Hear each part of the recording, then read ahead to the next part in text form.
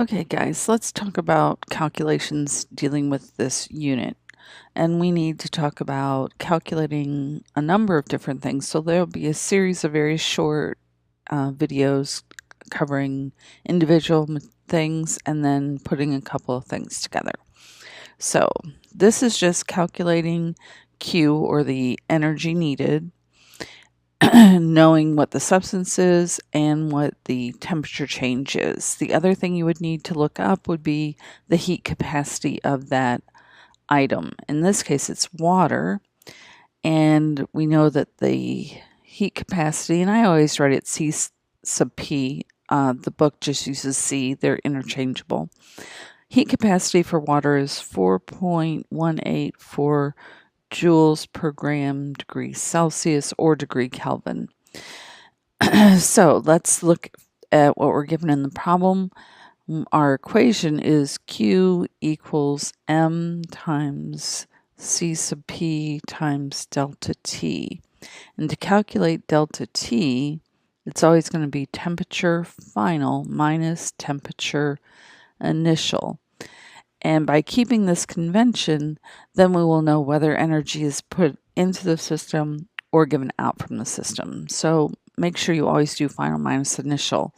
If you find this difficult or you're only given one of these temperatures, you can first calculate the change in temperature and then eventually calculate either probably the final temperature.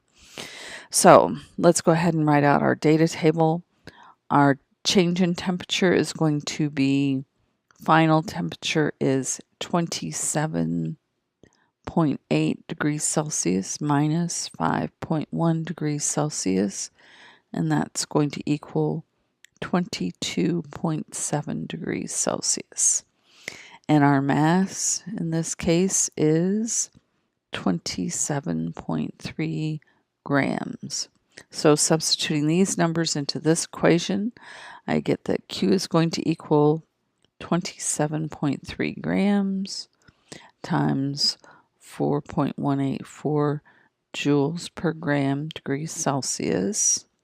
And our change in temperature is 22.7 degrees Celsius. So degrees Celsius cancel out, grams cancel out, and we're left in joules. And so you all are good at your calculators. This will be fairly straightforward.